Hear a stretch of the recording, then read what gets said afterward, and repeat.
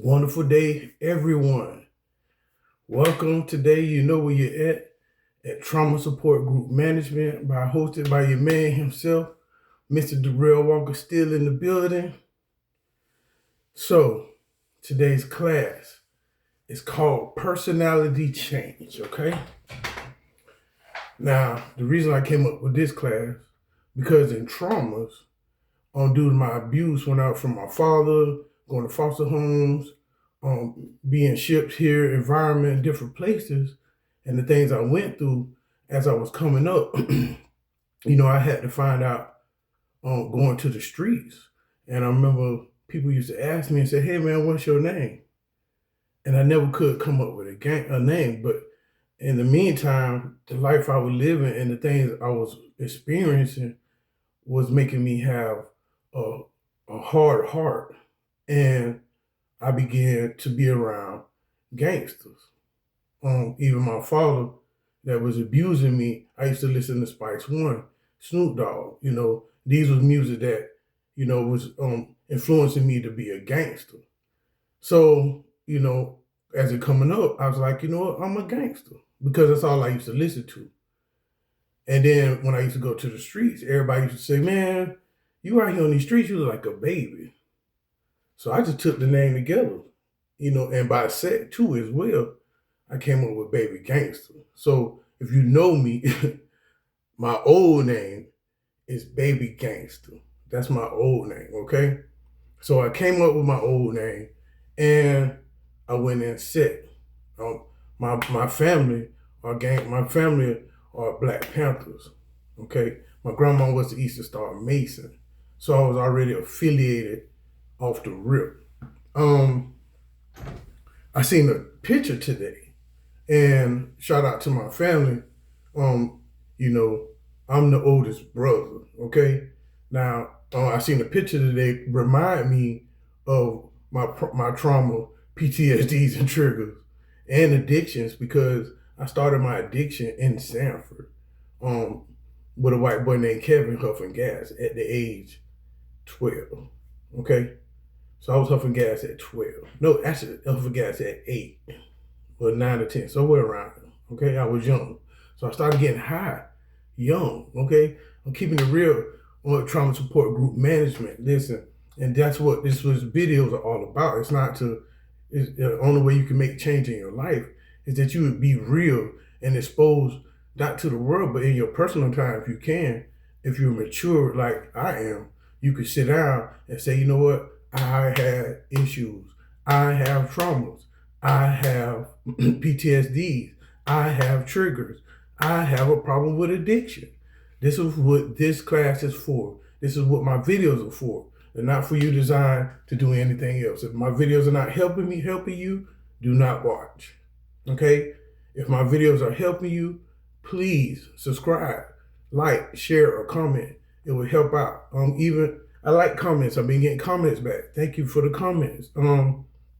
So today, I made a video Friday, and when I made the video, I had a conviction. Now, when you have a personal relationship with the Lord or within yourself, you don't need nobody to tell you what you're doing wrong. You don't need anybody to explain to you what you're allowed to say and what not to say. When you're a grown man, you know the difference between right and wrong. If you're a grown woman or a mature young adult, sometimes even as a teenager as well, you know the difference between right and wrong.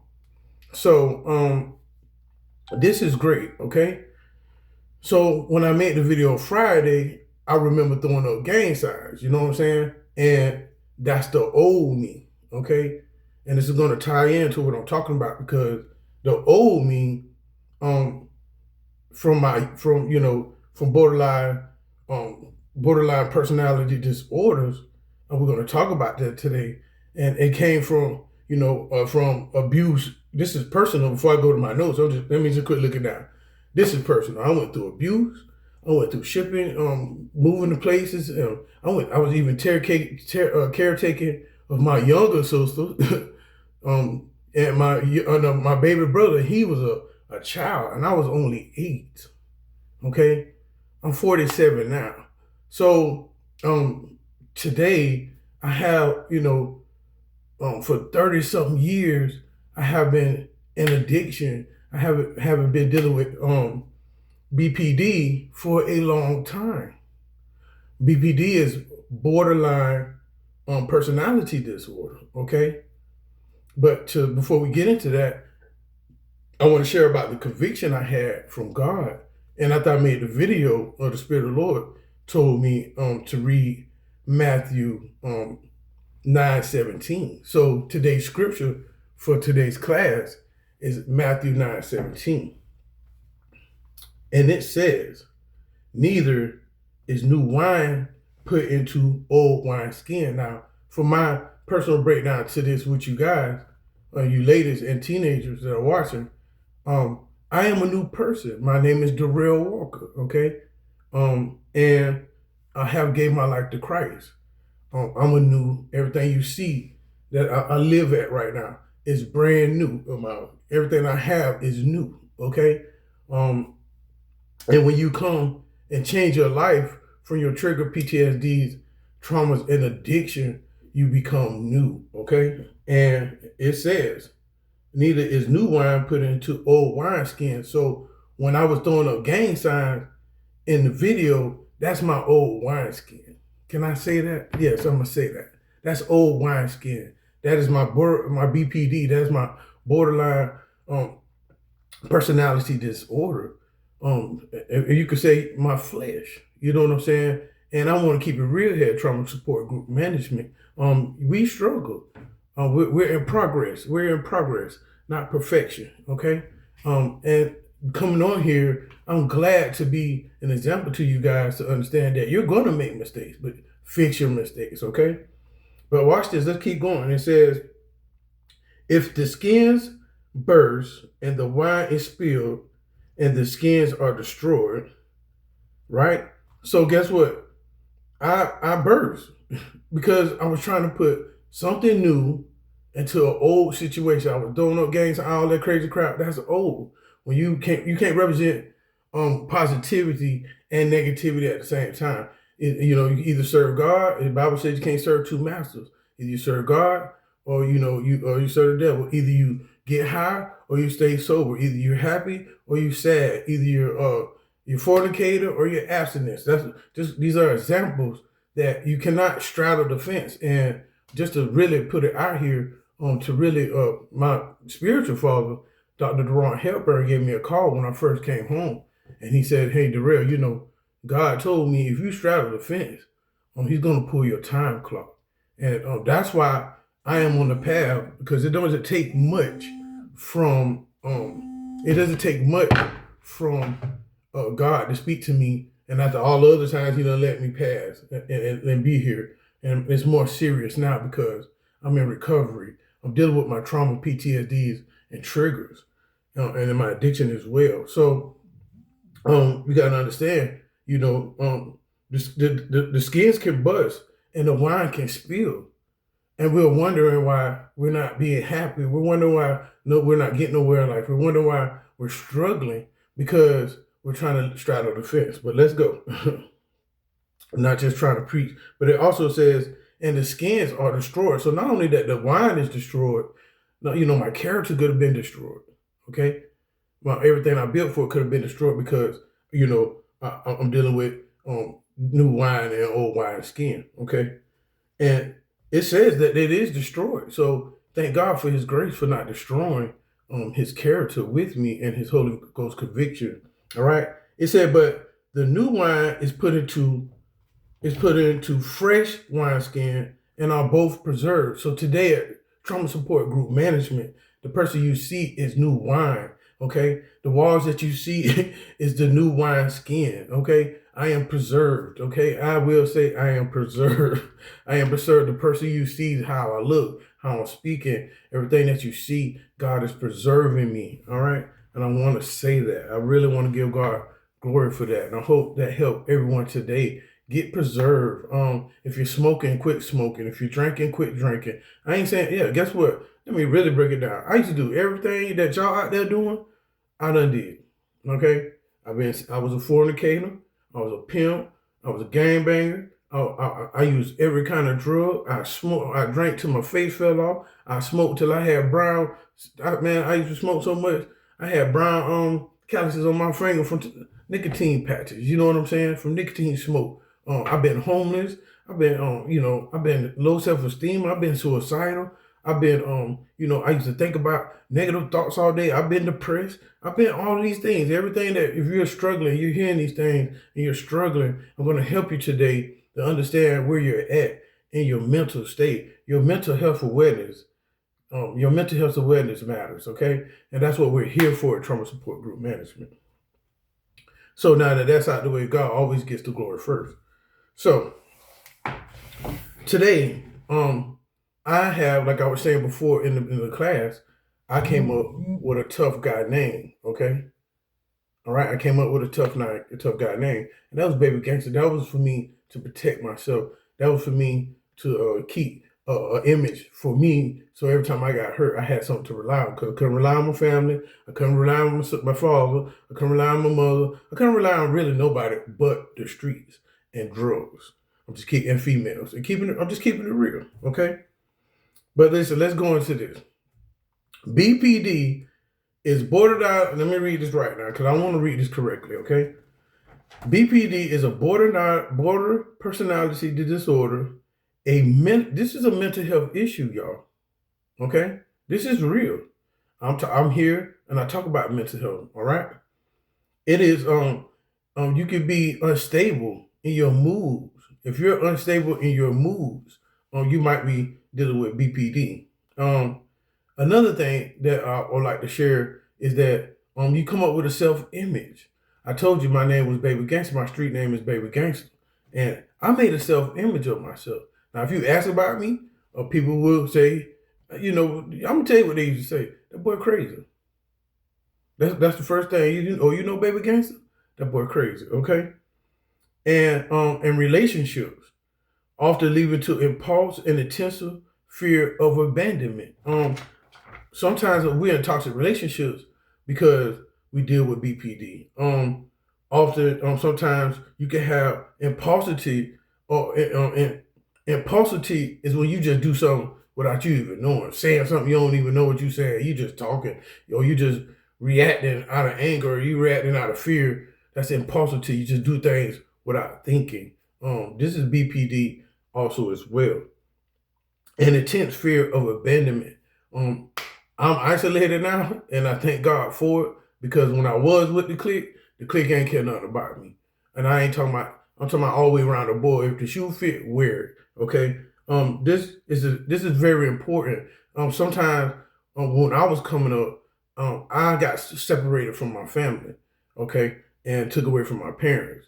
Now, when I got took away from my parents, I had my siblings, all right, and then my siblings, I got took away from my siblings, I moved away from my siblings because I wanted to do my own thing. And some people have intense fear of abandonment. Some people don't like for people to leave out their life. Some people, I used to be like that. I used to, in relationships, okay, you just did me in a kind of way. Yeah, you can do me in a kind of way because I don't want you to leave me. I'm afraid of somebody's leaving me. If you're dealing with the fear of abandonment, you might be dealing with border personality disorder. Okay, and this is a mental issue for real. Okay, you can look it up, research it. All right. Now, I want to share with everyone what stems from borderline personality disorder. All right, this is what stems from it. A childhood trauma. Now, I can make a whole class about this. My childhood trauma. I have talked to my mother about this. I remember overdosing on pills when I was like, 3 or 4 years old. I remember getting hit by a snowball in the face. I remember my mom beating on my dad. My sister, she used to do stuff, but I used to get in trouble for it. I remember my baby brother. I remember I used to have to change his diaper. Okay, yeah, I used to have to wash my sister. Like, you know what I'm saying? These are childhood traumas, y'all. And I ain't trying to pick at them. I'm just letting you know, as a big brother, what I had to do as a big brother at a young age. We're talking about childhood traumas, not nothing personal. Let's get that. All right. So this is my childhood. I'm sharing with you my personal childhood trauma. Yeah, I remember one time my mom, we was in church, and my daddy came to the church and pulled my mama out the church. These are childhood traumas. Being starvation. My parents not having nothing to eat. I used to sleep in the back window of a car. We was homeless. You know what I'm saying? I used to sleep in the back window of a car. This is my childhood trauma. I ain't trying to embarrass somebody else. I'm exposing me. Let's understand that, okay? All right? So I had childhood traumas. All right? I've been slapped in the face. I remember one time my dad, I remember senior citizen van was pulling up, and I was talking to my dad. My dad had punched me in my mouth and split my lip like a pig, and blood was everywhere. I've been abused. I've been choked to the point where I can't even see no more. I've been punched in the back of the head by my dad, grabbed like a dog and shook. Yeah, these are my childhood traumas.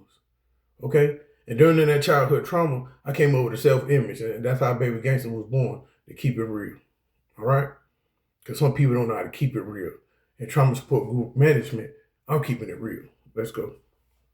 Okay? So, so I have had a lot of childhood trauma. I have been abused as a child, even abused as a teenager. Some of my friends can contest to this. I could call their names, but I ain't. It's a lot of my friends. Matter of fact, I can say one of my friends experienced. One of my good friends, Lenoris Gordon. My other friend, Larry Wilcox. They can contest. They can say, "Yeah, man, this man really been through abuse. They done seen me be abused by my father." Okay. And I ain't trying to put them in the mix or nothing. I'm just saying they my witnesses, okay? Another thing that you have is neglect. I didn't have no parenthood coming up. You know what I'm saying? I didn't have no parent. I was neglected. I neglect myself as a child because I was caretaking, being a big brother for my big sister and my little brother. I ain't trying to rub that in their face. It's just true. Okay, let's get that. All right. So I was a big brother once upon a time. I'm gonna always be the big brother. Okay. Let's remember that, because in my childhood, I did not pursue my dreams. I pursued keeping my family together. Okay. And this was deep, y'all. It wasn't easy to do. I was going to psychiatrists. I was biting and scratching. I was really very violent. I was very violent. Okay. Just to keep from that fear of abandonment from my family. I was afraid for them to be taken away from me. I had my baby brother when he was a baby. He could have died with me because he caught pneumonia, and I didn't want nobody to touch him. Okay? These is true stories. This is a true testimony. This is my true life, and this is trauma support group management. Okay?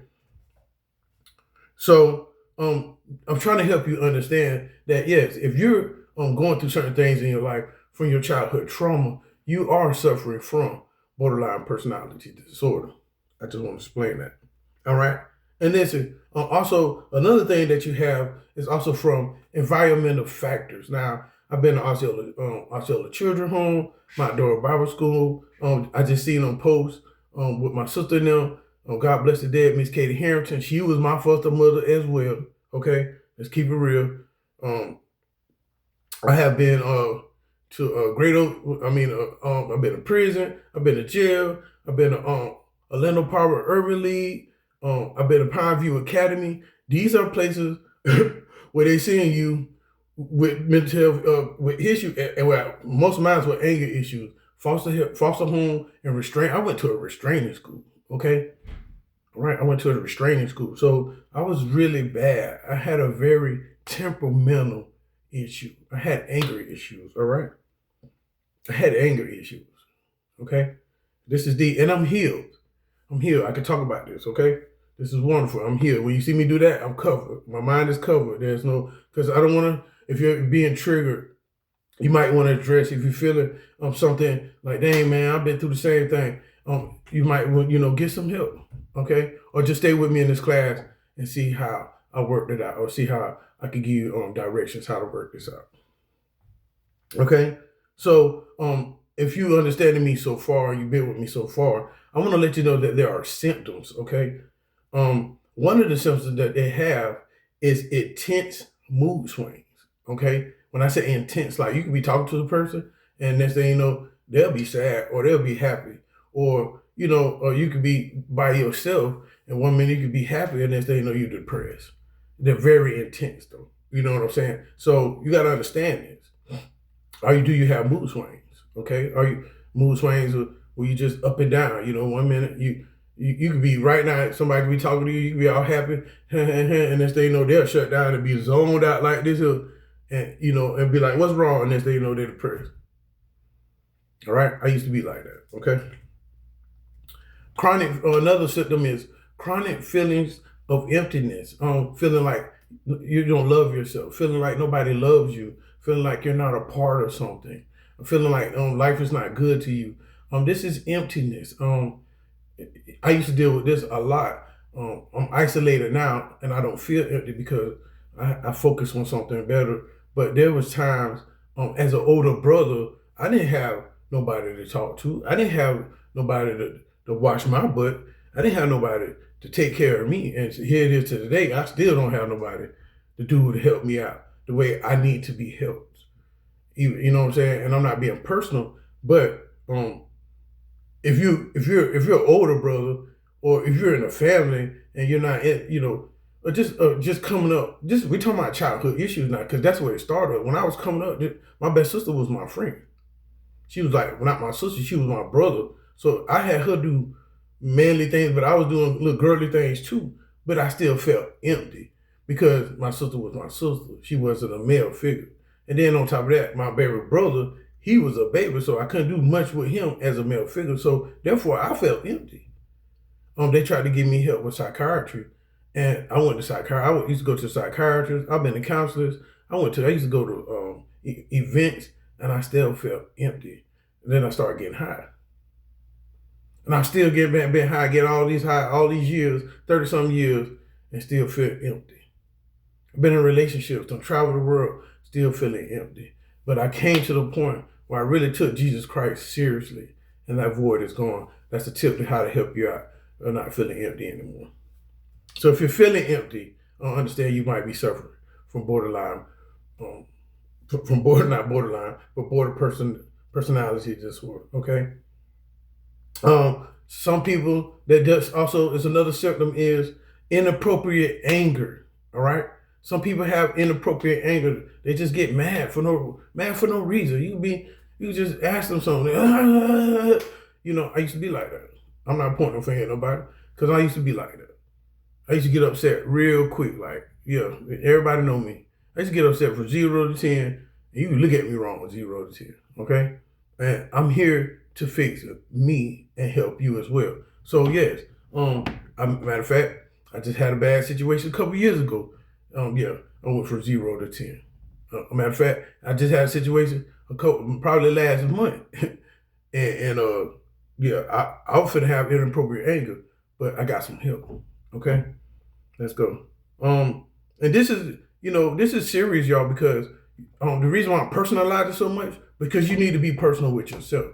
You know what I'm saying? I'm not saying no names, but people know. People probably watch the video and be like, "Oh yeah, he talking about me." Well, you the person. But anyway, sometimes you have to personalize yourself. You have to, you know what I'm saying? You sit here listening to me, but go within yourself. If you're hearing something that you can relate to, put it within yourself. Just don't listen to my video and be like, "Dang, bro, messed up." No, sit down and apply this to yourself.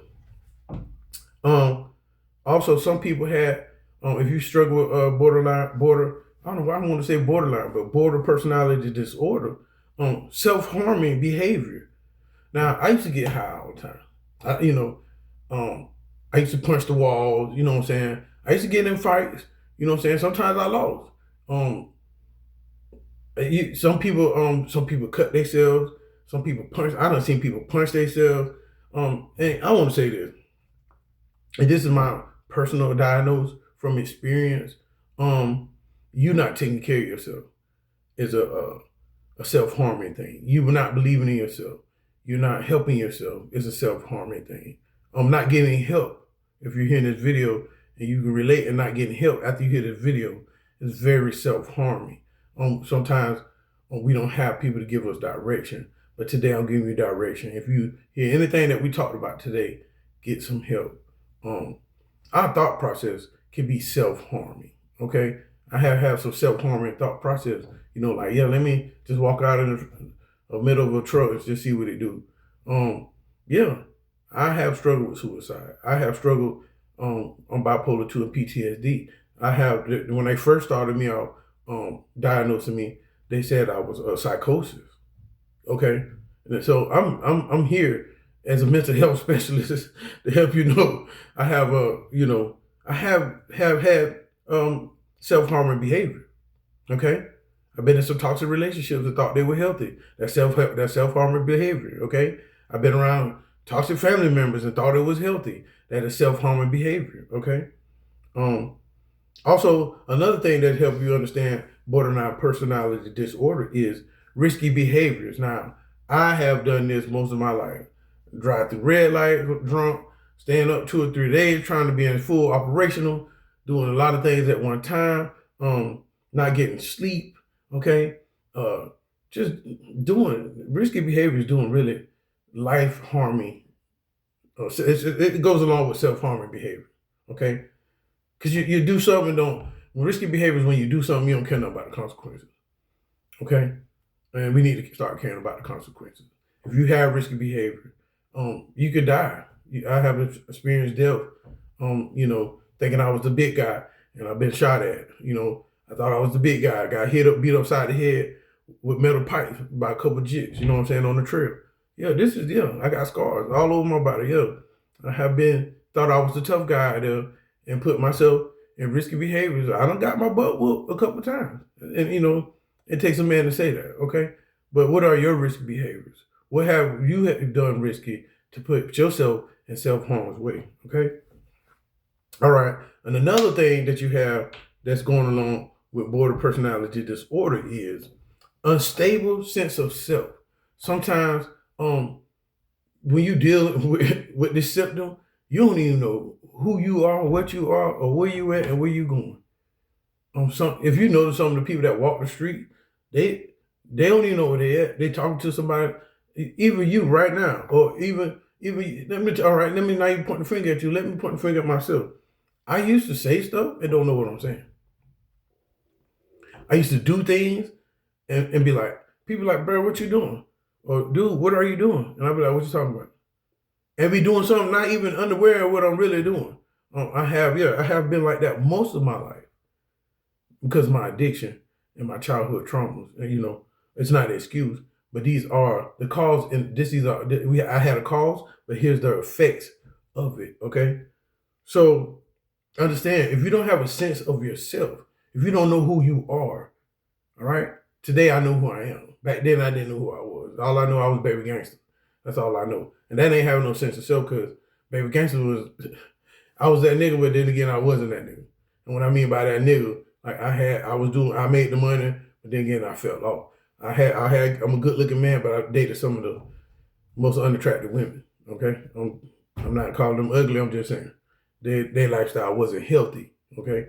And neither was mine. So, this is just keeping it real. Okay, y'all? I'm keeping it real. Okay. So sometimes you can be in a relationship and don't understand how you being with your partner, or why that partner left you, or why you don't have the good relationship like you thought you had with anyone because you don't have you're unstable of the sense of yourself. And today, if you have that, you are struggling with border personality disorder. All right.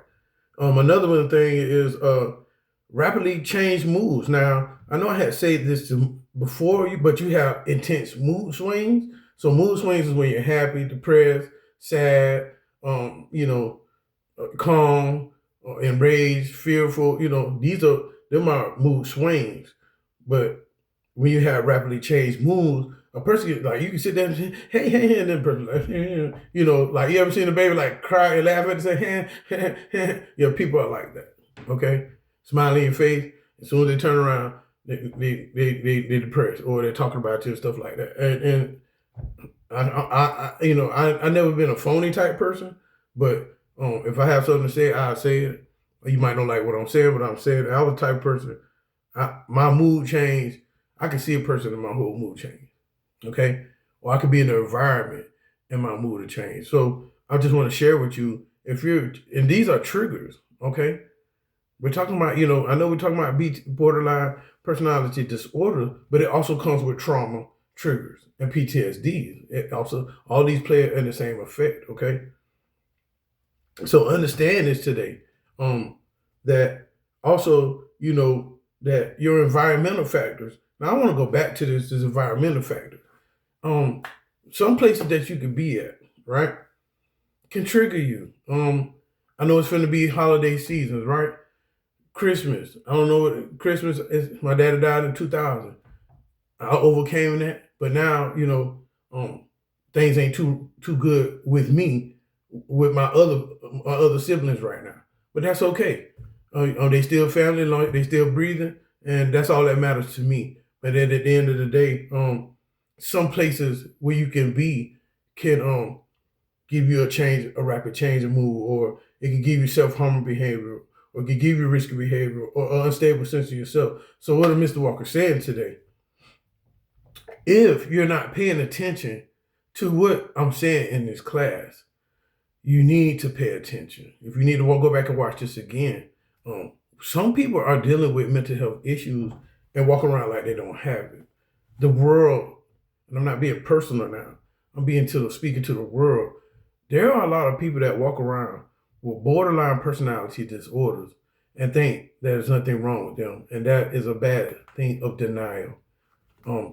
The world has mental health issues. Some people would say, hey man, it's a spiritual warfare. Well, there's a balance. You got the spiritual and the natural, okay? So in the spiritual, yeah, you might be getting demonic to get hit, or word curse, or some kind of spell that hopes on you, and you might be in addiction, and demons do take over you when you're in addiction, everyone. I want to share that because let me share this. I don't know why I'm sharing this, but when my daddy died, I got high for 6 years straight. And I didn't have no sense of myself. I didn't know who I was for 6 years. Okay, until I ended up in jail. And I was like, wait a minute. It was just 2000.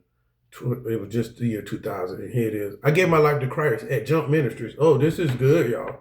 I gave my life to Christ at Jump Ministries in August 28, 2026. Wow, I just thought of that.